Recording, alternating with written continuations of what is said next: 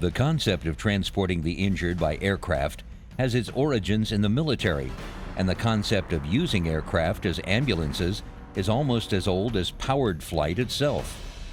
The first documented use of an air ambulance occurred during the Siege of Paris in 1870, when balloons were used to evacuate more than 160 soldiers from the besieged city. During the Great War, the first true air ambulance flight was made when a Serbian officer was flown from the battlefield to hospital by a plane of the French Air Service. Records kept by the French at the time indicated that for casualties evacuated by air within 6 hours of injury, the mortality rate among the wounded fell from 60% to less than 10%, a staggering reduction. During the First World War, air ambulances were tested by various military organizations. Aircraft were still primitive at the time, with limited capabilities, and the effort received mixed reviews. The first recorded ambulance flight took place in 1917 in Turkey, when a soldier in the Camel Corps who had been shot in the ankle was flown to hospital in a de Havilland DHH within 45 minutes. The exploration of the idea continued, however, and by 1936, an organized military air ambulance service was evacuating wounded from the Spanish Civil War for medical treatment in Nazi Germany. During World War II, helicopters were used for numerous light utility duties such as scouting, and when launched from ships, they searched for convoys or submarines. The first documented Medevac by helicopter occurred during the Second World War. In April 1944, a U.S. Army Air Force aircraft with 3 wounded British soldiers on board was forced down in the jungle behind Japanese lines near Malu in Burma. A new U.S. Army Sikorsky YR-4B helicopter, flown by Lieutenant Carter Harmon, could carry only 1 passenger. But over April 25th and 26, 1944, Harmon made 4 return trips to extract everyone.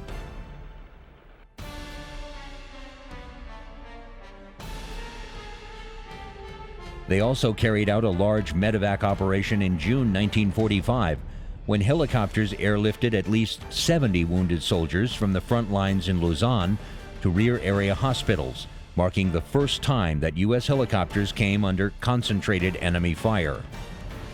But few helicopters, either German or American, made it into frontline service. That changed by the time the Korean War took place.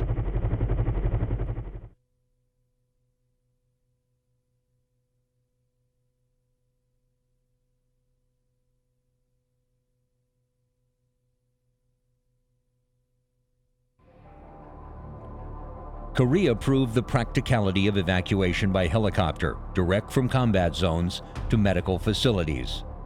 In a matter of hours, a casualty could be in a long-range transport aircraft, fully staffed with trained medical personnel, for a swift trip to major medical centers in Japan or even the United States. A whole new concept of casualty evacuation was born. 2 helicopters, the Bell 47, designated the H-13 by the military, and the Sikorsky S-51, designated the H-5 by the military, were the primary rescue helicopters in the Korean War. The Sikorsky S-51 helicopters were pressed into service early in the war as aerial ambulances. These helicopters could carry 2 crew members and a wounded soldier. There was so little room in the narrow fuselage for the stretcher that the soldier's legs stuck out the side of the helicopter from the knees down. The history of the Bell 47 began in November 1941, when the somewhat eccentric inventor Arthur Young and his assistant Bartram Kelly persuaded Bell Aircraft Corporation of Buffalo, New York to sponsor the development of a helicopter. Young designated it the Model 30. The craft made its first untethered flight in June 1943. It had a single 2-bladed rotor and a small vertical propeller at the tail. In April 1945, the third Model 30 made its flight, demonstrating many of the characteristics that were soon incorporated into the Model 47, which flew on December 8, 1945.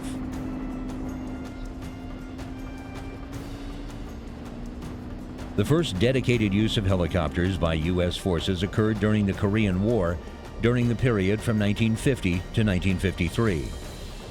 On August 4, 1950, just 1 month after the start of the Korean War, the first rotor wing medical evacuation was performed with a bubble-fronted Bell 47. Soon the H-13, which was regularly serving in a light utility and observation role, was converted to a flying ambulance, ferrying wounded troops from the front lines to mobile Army surgical hospitals, MASH, that were often far from the front. The Bell 47H-13 had a two-seat cockpit enclosed by a distinctive plastic bubble. The two-bladed rotor made a chop-chop sound, leading to the nickname Chopper for helicopters.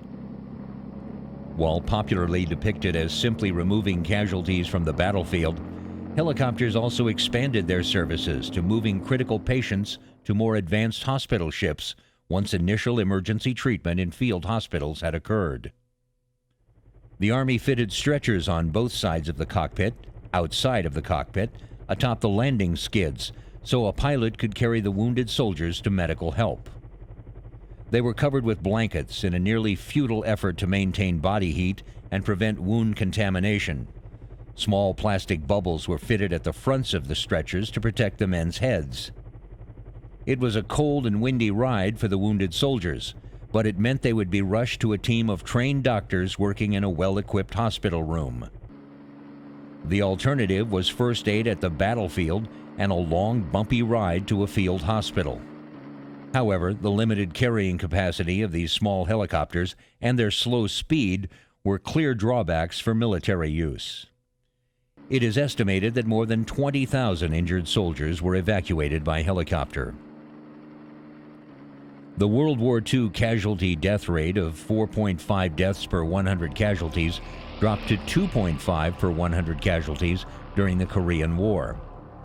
While there were some technological advances in medicine during that period, the improvement is largely attributed to the use of helicopters to evacuate patients to definitive care more quickly. The external litter, however, did not allow for medical care during transport. Because Korea had a relatively fixed battlefront during the second half of the war, MASH units could be located near the front, and the helicopters did not have to fly far or for long periods of time when transporting their wounded. This was not the case only a few years later in Vietnam, where there were no clear front lines, and Medevac helicopters often had to fly into battles to retrieve the wounded and carry them great distances to medical help. By the mid-1950s, the U.S. Army began searching for a replacement Medevac aircraft for the Bell Model 47, and soon selected the Bell Model HU-1A Huey. The Model 205 prototype flew on August 16, 1961. 7 pre-production prototype aircraft had been delivered for testing at Edwards Air Force Base, starting in March 1961. The 205 was initially equipped with a 44-foot main rotor and a Lycoming T-50L9 engine with 1,100 horsepower. The rotor was lengthened to 48 feet. In 1966, Bell installed the 1,400 horsepower Lycoming T-53L13 engine to provide more power for the aircraft. Production models in this configuration were designated as the UH-1H.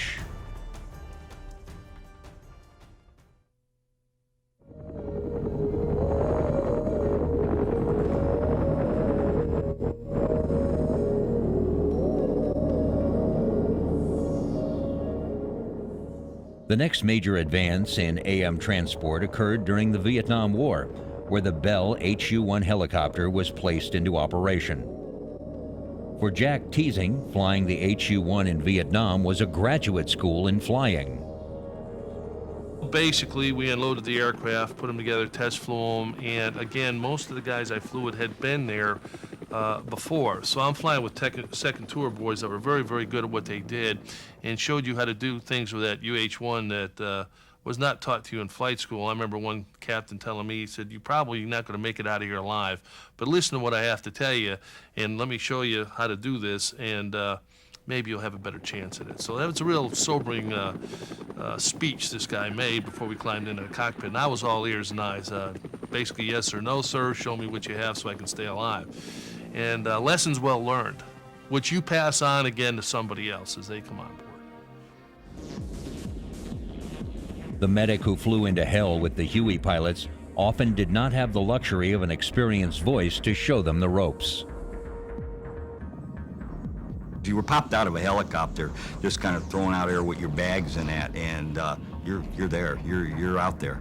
You know, you didn't know what anything was about or anything like that. You were the medic. One medic was with each platoon. The next day I went with the mortar platoon, and that first mission, the next day mission, was reality.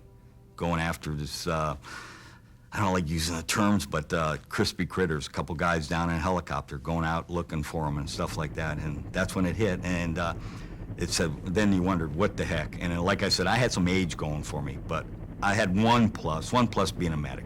Because right away then, you had a job. You know, these kids that were infantrymen and people like that, those poor guys, you know, they had jobs, but you know, at least what I could do is I could hide behind my job. I could say, well, I have no idea what this Vietnam thing is, who that poor guy is we're shooting at or anything like that, but I'm here to take care of my man. And I always thank the dear Lord for that. I always thank being a medic. I carried a weapon. I carried a 45 in plastic, you know, so it wouldn't get wet. And I think I only had to take it out one time, and thank God the poor guy that I was taken out to was just as young and scared, and he took off. You know, I was always very, very happy that I was a medic. Affectionately known as the Huey, this aircraft was large enough to hold patients inside, where medical personnel could begin treatment during the flight to a field hospital. The mass deployment of these aircraft as Medevac units reduced the average delay of treatment to 1 hour. The ability to carry patients inside the aircraft was a key element in the reduction of mortality and morbidity. Military medics performed procedures previously done only by physicians. They started central lines, inserted chest tubes, and sutured bleeding wounds. This care, coupled with the initiation of specialty hospitals for the treatment of different types of injuries, resulted in a reduction in the mortality rate to 1 death per 100 casualties. While early short-body Hueys were a success, the Army wanted a version that could carry more troops and wounded soldiers. Bell's solution was to stretch the HU-1B fuselage by 41 inches and use the extra space to fit 4 seats next to the transmission facing out. Seating capacity increased to 15, including crew. The enlarged cabin could also accommodate 6 stretchers and a medic, 2 more than the earlier models. In place of the earlier model's sliding side doors with a single window, larger doors were fitted, which had 2 windows plus a small hinged panel with an optional window providing access to the cabin. The doors and hinged panels were quickly removable, allowing the Huey to be flown in a doors-off configuration.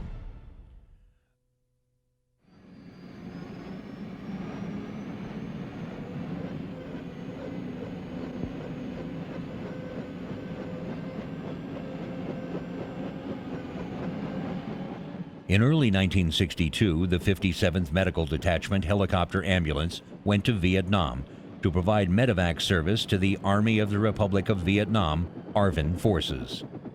The unit's Hueys often had large red crosses painted on their sides and nose. The Hueys quickly became the primary Medevac helicopter of the war. The Medevac Hueys were known by their radio call sign, Dust Off, for the dirt they kicked up as they took the wounded to safety. Most served in the Army, although both the Navy and Marines used their Hueys for similar tasks.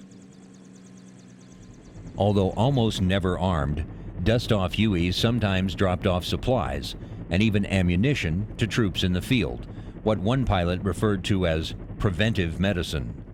They frequently came under fire, and many were shot down.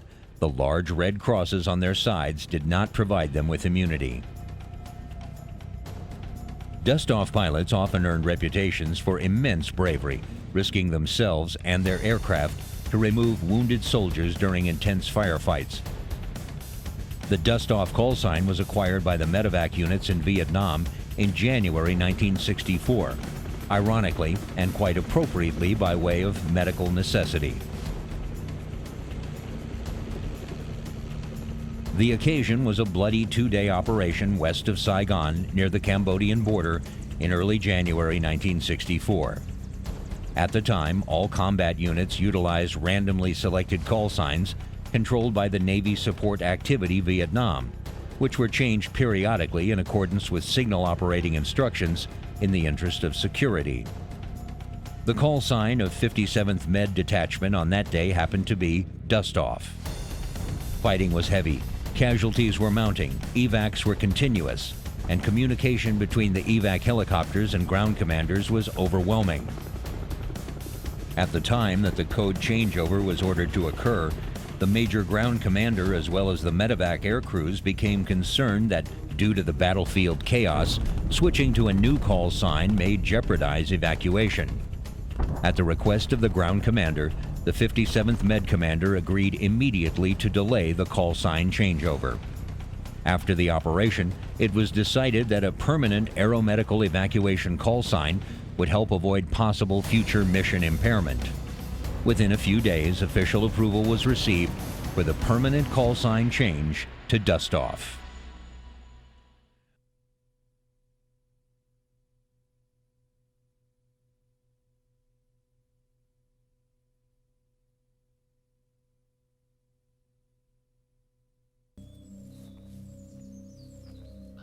The war in Vietnam was fought against the deadly combination of a hostile environment and an elusive enemy. The long, narrow, mountainous country, covered with jungle and brush, crisscrossed by rivers and streams, and drenched by summer and winter monsoons, provided natural hideouts for Viet Cong guerrillas. The battles had no fixed fronts. The adversary knew no fixed rules. To deal with the enemy, our soldiers had first to find him, through the tall grass, across the unspanned rivers, into the dense jungle, constantly facing hidden dangers, a booby trap, a buried mine, a sniper, a sudden ambush. From the moment a soldier was hit, no time was lost before the dust-off call went out. Time has always been an enemy for men wounded in combat. In Vietnam, this race against time was partly won by the helicopter and by advances in treatment. It was the men and women of the medical services that carried the crucial burden in the wounded soldiers' fight for life. The Medevac pilots were a rare breed with an absolute love of flying. I loved aviation, I guess, since I was a little kid. For some reason, I knew that I had a fascination with flying machines, and I really never planned on flying helicopters. I wanted to be a fighter pilot and join this. I was in uniform most of my life, Cub Scouts, Boy Scouts, Civil Air Patrol, ROTC at the University of Connecticut. For some reason, I felt comfortable there. But I always had a fascination for aircraft, and I always knew I wanted to fly. And as I got older, it got to the point I didn't care who I flew for. As long as I was a military aviator, that's what I wanted. And the Army afforded me the chance to go from high school to flight school. And I had planned again to possibly apply for naval aviation, but I was like a semester short. And I looked into the Army and it looked good. From the moment a soldier was hit, no time was lost. The burden of an extra minute could break the thin thread of life. The fights for life began with the medics who served with the ground units. Even in the middle of the fight, the medics were there to give first aid to the fallen soldier. While giving whatever medical help they could offer in the field, the medic would order the radio operator to call for a dust-off. Raider Alpha 6, long bid dust-off control, over. This is Raider Alpha 6. I have an urgent dust-off mission. Coordinates Yankee Uniform 607-895. That call for help would send the medevacs racing to the aid of the ground troops. The average flight time from the LZ pickup to any well-staffed and equipped medical facility was 1 hour or less. To this day, I can hear a Huey. I mean, it's a very distinct sound, and that's what the dust-off pilots used. And I must say, I give all the credit in the world. My heroes of Vietnam are the combat medics and the dust-off pilots, because they saved so many lives just by putting a chopper down in a place where no one thought they could ever put a chopper, and getting those victims on that chopper and getting them to the hospitals as quickly as they did. The Medevac helicopters lifted off to beat the clock when a young soldier's life hung in the balance, but they did not go into harm's way alone. Every time we took off on a Medevac, we had a Huey gunship that supported us, and they flew behind us when we went out. As soon as we took off, they took off behind us, and in case we needed help, we would call and tell them where the enemy was shooting at us from, and so forth like that. Sometimes the extra firepower was not enough to protect the unarmed dust-off. I think my first experience with Medevac was up in I-Corps in the mountains, and I pulled some night Medevac in the mountains, and that's hairy. Night flying in the days before night vision was not for the faint of heart. We had not only daylight missions with the helicopters, but we had night missions. We would fly 2 helicopters at night, Medevac, every night. There'd be 2 helicopters be set aside that would be going out and flying night missions, and they called you any time of the night or day if you were on Medevac. You worked a complete 24-hour shift. Night mountain flying without much illumination, unless you know the area of operation real well, will get you killed because you're flying around mountains and stuff like that. But we had people that were hit. They had a fire base under a mortar attack, and they scrambled myself and another chief warrant officer. And he'd been there before, although I did most of the flying. And we had to go into a saddle between 2 artillery batteries where we had to pick up the wounded. And it was dark, and we landed to a strobe light. Basically what they do is they put a little light that would blink, and you land to that. A night landing at a mountain base under enemy fire was a challenge for even a veteran pilot. For Jack Teasing, this was a very dangerous time to be receiving on-the-job training. And I remember making the approach, and although we turned off all our lights, I think I hit the landing light really quickly just before I touched down to see where I was landing, and shut it off. I don't think the mortar attack was up more than a minute, maybe 2, before we went in. And I remember sitting there between the saddle, waiting for them to bring the wounded down, and we were at full RPM thinking they're going to drop one right down on these blades. I mean, I'm not going to make it out of here, and just praying they're not going to hit us again. We were getting battled pretty bad, really bad one night. Just soldiers getting killed left and right, and we had helicopters keep coming in. And Ghost Rider was the one guy's name. He didn't care. He wasn't a Medevac, but he was going to come in and he was going to get my people. And he came in 4 different times to come in and get my people. And the last time I was wounded, I didn't know it at the time, and he got hit. The flashing light was certain to draw the attention of enemy gunners. Knowing they saw the landing light come on, and knowing they were reloading the mortar tubes, and I'm thinking, I don't know why I'm doing this for a living, but if I ever get out of this alive, I will go to church every Sunday. And you're making all kinds of pacts with God to see if you can get through this. And all of a sudden you look up, and here they come running down with the stretchers and the guys with the bottles in them, and you put them on board, and you grab a handful of pitch, and you're out of here thinking, oh man, how did I get through this one? Just as the wounded soldier was placed on the Huey, all hell broke loose. The chopper began to lift off. Teasing was lucky, but his co-pilot was not. The bullets came through the cockpit, and I thought they went underneath his chicken plate, and he slumped over on the controls. There was also extensive damage to the ship.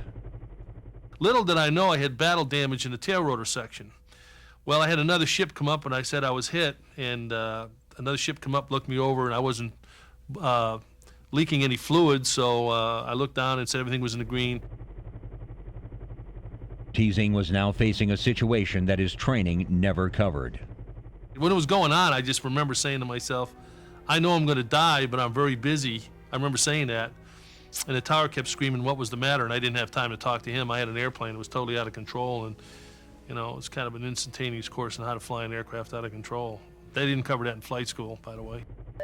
You hear the radios, dust off. Dust off is calling our hospital and telling us where they are, how many casualties they got, what kind they are, and how far away they are, what their, you know, ETA 4 minutes or whatever, and what kind of injuries they have, so we know what to get the doctor, the triage officer ready. And we went to the hospital area, and there was already a helicopter on the pad, and I chose not to land there. There was 2-story buildings all around the helipad there at the hospital. Our hospital was on a bluff about 85 feet high, overlooking the South China Sea, and the helipad was right outside the door to the emergency room, so that when the helicopters started coming in, the wind, of course, from the propellers just blew right through the emergency room, and you could hear them. To this day, I can hear a Huey. With a wounded ship and another bird on the pad, Teasing had to find some place to set Huey and his wounded Marine down. So I decided to land over a ditch, and of course this kid still slumped over the controls, and there was nobody on board with me and the crew. And we got down to the bottom, and I don't know what snapped back there, but I lost my tail rotor. I don't know whether I lost the shaft or the control. I had no idea. There was no way of knowing. And she started to spin out of the control. Well, I couldn't do a hovering out of rotation because I was over a ditch and I was next to the hospital. And if I'd have rolled this thing in a ball, I'd have killed everybody in the hospital. So I opted to go back in the air. As Teasing tried to get some air under his ship, the wounded helicopter began to fight back. And at this time, the airplane's going out of control, going round and round, and I'm trying to learn how to fly a helicopter without the tail rotor controls, and it's quite an interesting experience. And the guy next to me who decides to wake up and get out of controls with me, which is a no-no. And we went round and round, and finally I landed the aircraft, and right there at the hospital area, where I wasn't going to land in the first place, and they took him into the hospital, and I shut the aircraft down and got out and sat down and couldn't get up. You hear that Huey coming, whether you're on duty or not, you hear it coming, and the first thing you do is run to the emergency room to see, if you're not on duty, to see if they need extra help, or how many casualties do they have coming. And you stand at the door and you watch the chopper land, and the medics run out, whoever's available runs out to the chopper to start bringing the gurneys in. With his wounded soldiers in the hands of the medical team, the impact of what had just happened left Teasing paralyzed. I remember a bunch of guys from the area came over and wanted to talk to me. I just could not stand up. They had to help me up. I guess that was the worst I ever physically felt as far as being afraid. And I can't remember how long that was. It might have been 10 minutes. It might have been a half hour. I know I finally obviously did get up, but I was pretty afraid. Every day, several times a day, for 13 long months or until they were killed, the Medevac pilots flew their missions of mercy. During my time in Vietnam, I was there 13 months, and I flew something over 1,300 hours of flight time. So I had a lot of long, busy days. That was one of my worst ones. I didn't think I'd be able to talk about it, but I guess I can. That was one of my worst ones. I was supposed to get on this aircraft and go in later, and my buddy said, "Why don't you go get the beer? You go on the first one." And I went on the first one, and then probably what happened, we had a lot of terrible, goofy accidents. We got killed a lot by our own crap, our own stuff, you know. And I waited about an hour and a half, and my buddy wasn't coming on any of those aircrafts. And finally, me and a priest went down to one of the tents, and we found his body where he got blown up. Those are the things, you know, and you don't know why. You got your friend laying in a tent, you know, this death tent, you know, and you're going by looking, and you got Vietnamese there, the enemy. And they're treating him almost better or something, you know. It's probably all up in here. That was bad. That was rough. I started kicking a few of those, and I'm not a violent person at all. And that's when the chaplain took me. The chaplains are really aces as far as I'm going. And that was my roughest. That was my roughest. Young kid from Alabama that was a conscientious objector, changed his mind. He carried a .45, and I lost him, and he was one of my best buddies. That's the one that went on the aircraft after me. That Wasn't easy. But you pop back. You pop back because you got to take care of those others. That's the thing. You had that other. I mean, I don't know what I would have done if I didn't have that job. And then once we got back to the base where we were at, I sat on this little ammo can, crying, thinking that I'm gonna be in trouble, you know, because I was with that aircraft, and I didn't leave my people, but I needed to. This was something I pulled, and then I found out that I was gonna be awarded all this stuff and everything, and that. The wound was the butt wound. And I tell you, there's nothing, the butt wound just doesn't get you. That's one of those Purple Hearts you don't talk a lot when you get hit in the butt. You see other wounded soldiers that are the walking wounded helping another one of their buddies or wanting to carry a litter. They bring them in and they start lining them up, and you just go to the first litter and wait for the triage officer to try to tell you who needs, who's in what category, who needs care, who can, what can we do for whomever. Of course, the worst category was the expectant, and those were the troops that we knew that were going to die no matter what we did for them. And probably the hardest job there was the job of the triage officer. And when a doctor wasn't available to do it, a nurse had to do it. And to make that decision, no matter what we do for this guy, he's going to die. And if we put him over in a litter in the corner and take care of 20 other guys, we can save lives. Rather than taking several hours to take care of one guy that's going to die anyway. And that was the hardest part. That was the part that where you begin to question, what am I here for? What value? What am I doing? If I can't take care of this one person and make a difference, maybe I shouldn't be here. Maybe I can't really make a difference with anybody. Sometimes the greatest service the nurses provided had nothing to do with saving lives. I might be there for 4 or 5 hours, and then all of a sudden another nurse would show up. And we would just sit there at their bedside and hold their hand, talk to them until they died, just so they wouldn't be alone. Sometimes death was not that easy. The ones that were very gut-wrenching were the troops that came in on the chopper that were still conscious, that had lost a leg, and they're grabbing you and saying, "Nurse, don't let me die, nurse, don't let me die. Nurse, my leg hurts," and they don't have a leg. And it's trying to deal with them was emotionally as gut-wrenching as staying by the bedside of a troop that was dying. The success of the Hueys meant that grunts who would have died on the battlefield in past wars now made it to the hospitals. But the sight of these twisted and broken bodies left a terrible impression on the medical teams. People ask me today, how did you survive Vietnam? How did you survive the carnage of every day? Every day was a mass casualty. Every day it was one body after another that had bits and pieces blown apart or major parts missing. And I tell people to this day, the only way I can survive was just to turn myself off.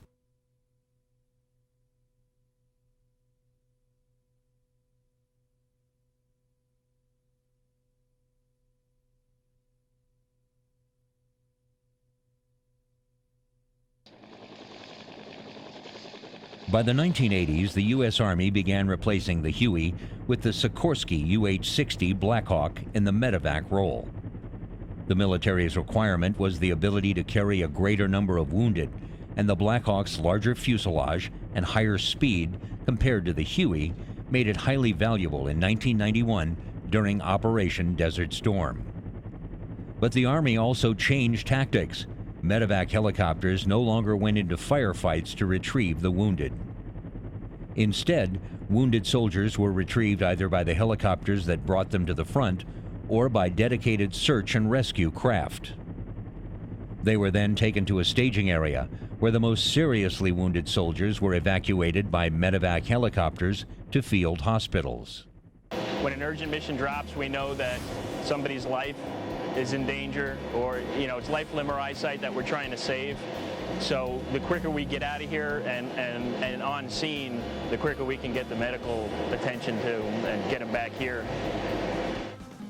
The whole point of Medivac is rapid movement of the patient from the point of injury to a higher level of care. My job is to maintain the patient while we've got him. while we get him to that higher level of care. And if I can do it, try to improve his situation some. This job comes with a lot of satisfaction. You know that your job is directly supporting the soldiers on the ground, and you're getting them out of pretty much helping them on the worst day of their lives, make sure they get to make it back home to their families. Operation Iraqi Freedom was perhaps the last military campaign that will ever utilize the services of a mobile Army surgical hospital.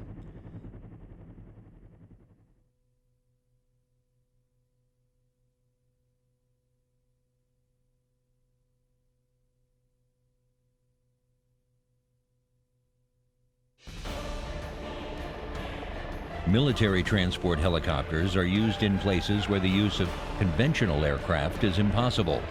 The landing possibilities of helicopters are almost unlimited, and where landing is impossible, for example, densely packed jungle, the ability of the helicopter to hover allows troops to deploy by abseiling and roping.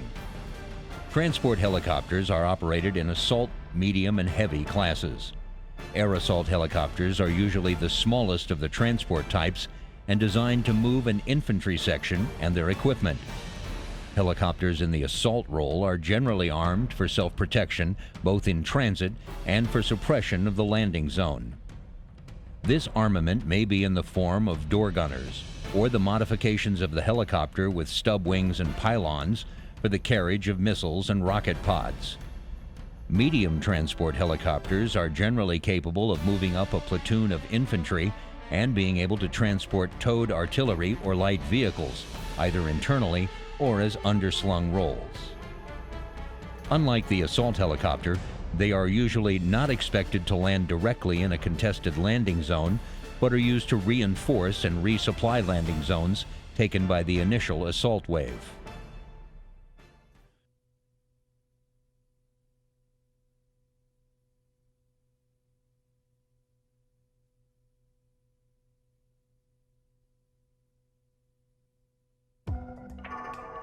The Piasecki H-21 workhorse Shawnee is an American helicopter, the fourth of a line of tandem rotor helicopters designed and built by Piasecki Helicopter.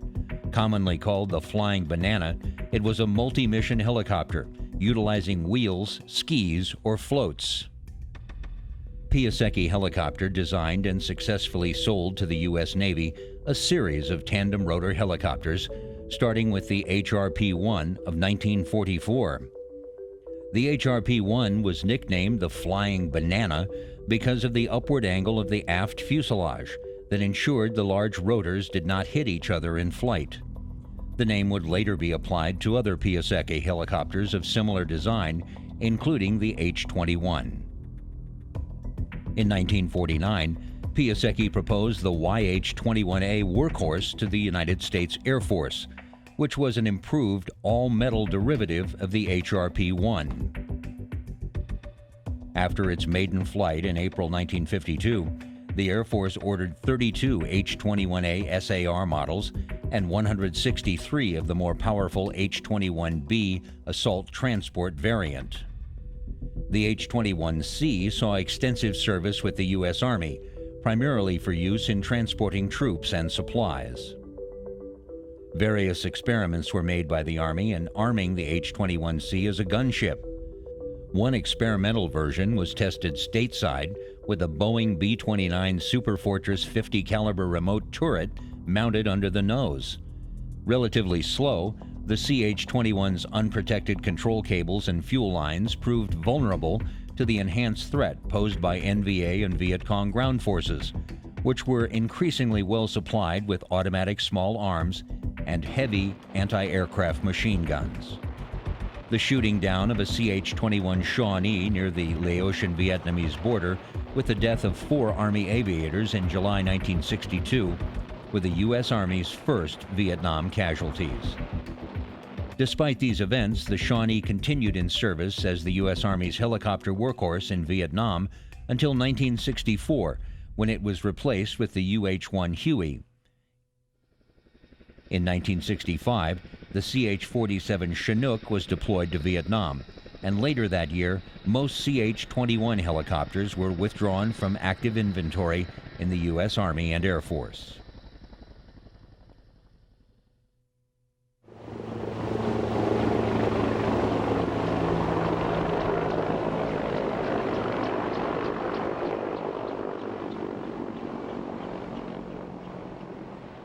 heavy lift helicopters are the largest and most capable of the transport types.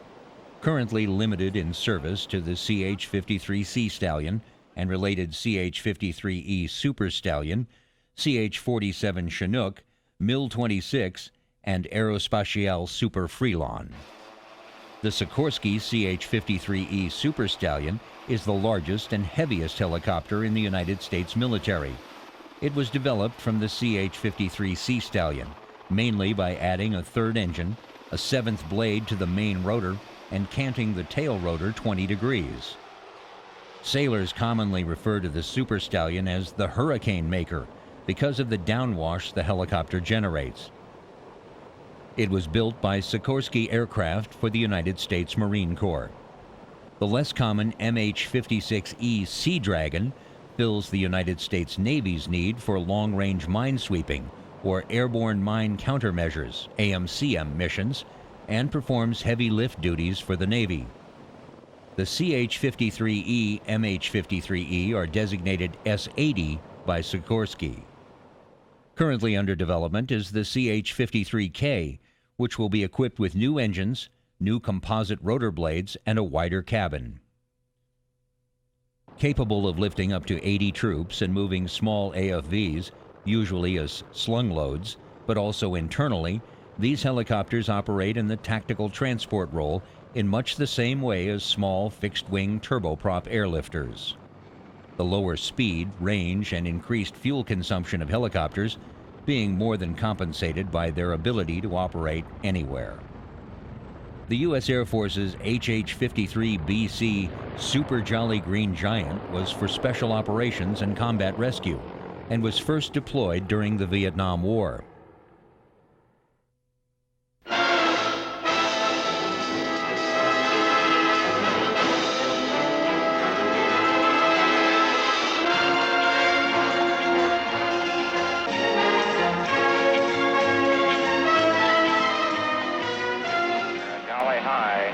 About a half mile away from the survivor right now. Let down and head due east. Let down, head. We're going down as fast as we can go. This thing won't go any faster.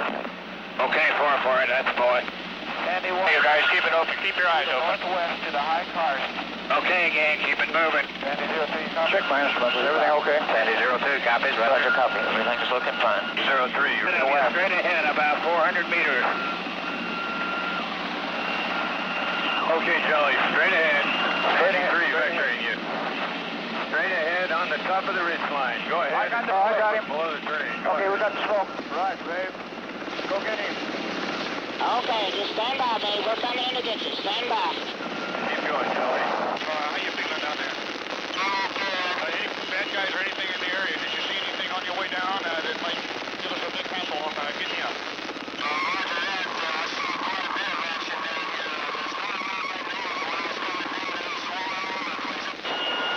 Appears to be injured. I'm going to put a PJ on. I'm getting a PJ on a pin trainer. Going to send him down. PJ's at the door. Good. PJ's outside. Put him down. PJ's on his way down, sir. He's facing the door. PJ's entering the Elliott aircraft. Got a fourth of the way down. You're clear right. Quarters of the way down. 5 feet off the ground. PJ's on the ground. Get the survivor, sir. Survivor's coming up. Hold your hover. You're close to the tree. Hold your hover. It's right about 10 foot below the aircraft. 10 foot below the aircraft. Hold your hover, babe. Hold your hover. Hold your hover. Hold your hover. Hold your hover. Hold your hover. Survivor's at the door. Survivor's coming in the door. Survivor's in and secure. Let's get the hell out of here. Okay, talk to me. We're coming out. Go on, coming out. Sandy's coming out. Okay, straight ahead. Down that valley and get low. Get low. Get low and follow that valley, Charlie. Same heading straight out of this valley here and down the saddle. We're following you. The Air Force's MH-53 HJM PAVE low helicopters were the last of the twin-engine H-53s and were equipped with extensive avionics upgrades for all-weather operation. During Operation Desert Storm, MH-53E shipboard-based Sea Dragons were used for mine-clearing operations in the Persian Gulf off Kuwait. On October 26, 2001, 3 CH-53Es aboard the USS Peleliu and 3 CH-53Es aboard USS Bataan flew 550 miles to secure the first land base in Afghanistan, Camp Rhino. This amphibious raid was the longest amphibious raid in history. The long-range capability of the CH-53Es enabled Marines to establish a southern base in Afghanistan, putting the war on the ground. Super Stallions again played a major role in the 2003 invasion of Iraq. They were critical to moving supplies and ammunition to the most forward Marine units, and also assisted in moving casualties back to the rear for follow-up care.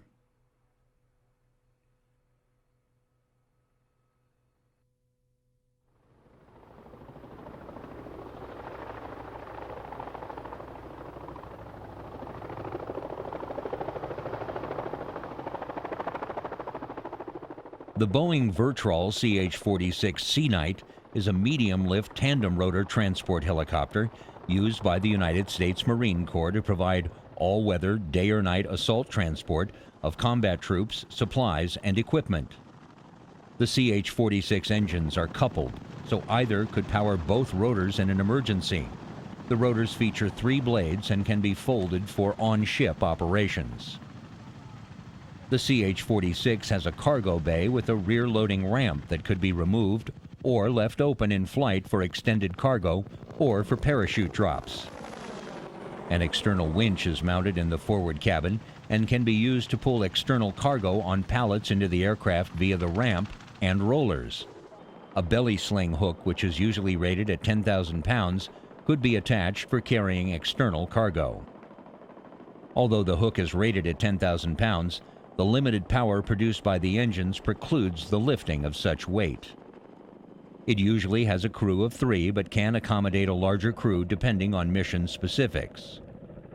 The CH-46 has fixed tricycle landing gear with twin wheels on all 3 units.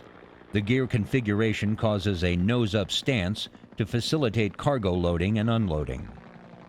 The main gear is fitted in rear sponsons that also contain fuel tanks with a total capacity of 350 gallons. It is known colloquially as the Frog and used in all Marine combat and peacetime environments since its introduction.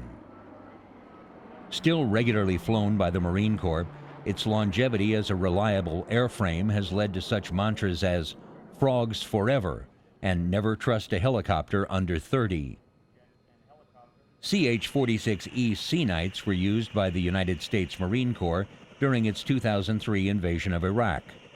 CH-46Es transported personnel, brought supplies to forward arming and refueling points known as FARPs, carried ammunition, and other various tasks. This is happening. We're getting the call. We're going to go as we're deploying to Kuwait for potential fall into Iraq. Eddie, that is my nickname throughout the Marine Corps. Eddie, you're going to go on the advanced party. You leave on Thursday. And I was just like, okay, can I leave? I probably need to go pack because this is Monday and I'm leaving in 3 or 4 days. I asked what I was going to do, and our squadron was going to be doing the FARP mission. The FARP is the Forward Arming and Refueling Point. Basically, it's a mobile gas and aviation ordnance unit or some conglomeration, whatever size you want to make it, and we would roll around the battlefield, set up at a grid square that we were given, and as the battle progressed, to continue to keep that close air support that we talked about overhead.